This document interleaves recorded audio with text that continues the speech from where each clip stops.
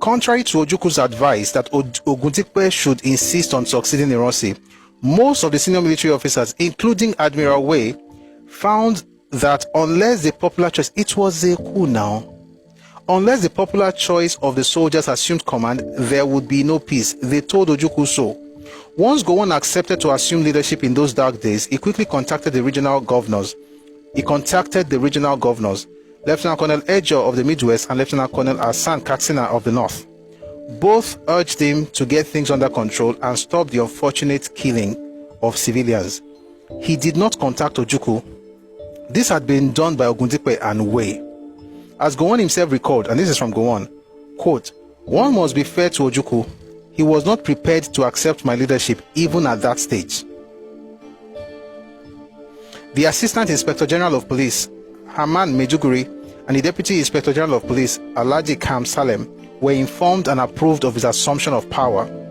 Mobolaji Johnson, though not a member of the SMC, was full in the picture of events. It is interesting that Ojukwu urged Brigadier Ogundipe to insist on taking command. Given the history of military intervention, one would have thought it would have been clear to Ojukwu that military hierarchy was often challenged in intra-military coups. In coups organized by junior officers, eliminating senior officers, it is not often possible to maintain military hierarchy. Successful coup makers very often take over power themselves or only take command from officers whom they respect. To urge Ogundipe to take command at that tense situation against the wishes of the bulk of an army that would not take orders from him was a clarion call to suicide. Ogundipe perhaps knew the situation better, having been in Lagos during the crisis. He was very much involved in negotiations with junior officers. So already we know here that there were negotiations between Ogundipe and the junior officers who organized the coup. And Ojukwu, who was hiding, again, he was not even in Enugu, forget Lagos. It was not even where they put him as the governor. He was inside some hideout in Onitsha, calling Ogundipe to assert authority. Meanwhile, he's hiding. That's how you know how interesting people can be. So when they tell you about Ogundipe should have become the head of state, ask them, where was Ojukwu when he was making the phone call? Let's get back to this book. So I'm reading now from The Nigerian Civil War by John de St. John. It says, Ojukwu telephoned Ogundipe, asking him to take over and assuring the brigadier of the Eastern region's full backing. He said he would announce it on the Eastern radio within 30 minutes of Ogundipe's own public affirmation that he intended to step into Ironsi's shoes. The only flaw in this move was that Ojukwu himself was not in full control of his own region at this time. The revolt was spreading fast and was in fact telephoning from Onitsha, where he had fled from Enugu for his own safety.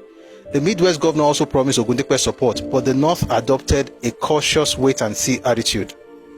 However, it was only when Ogundipe tried to stiffen his words with actions that the true frailty of his position became evident.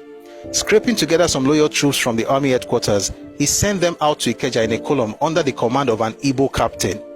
They were ambushed several miles before their destination by a large body of northern soldiers and driven back with heavy losses.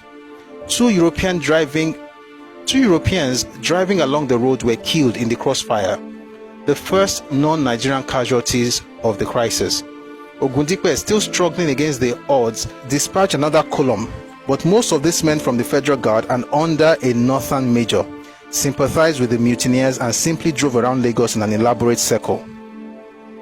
When Ogundipe reprimanded them, they threatened to shoot him. Quote, "I only take orders from my captain," a northern NCO brandishing a submachine gun told him brusquely, and would neither obey him nor the Yoruba military governor of Lagos. He was asked by two junior northern officers to resign and he complied, writing out a letter of resignation for the Ministry of Defense on the spot. He then changed into civilian clothes and sought refuge on a ship in the harbor, later to reappear as Nigeria's High Commissioner in London. It was not a very glorious end, but contrary to some versions of this event, Ogundipe did at least try to take over and only bowed out when it became obvious that he was hopelessly outgunned.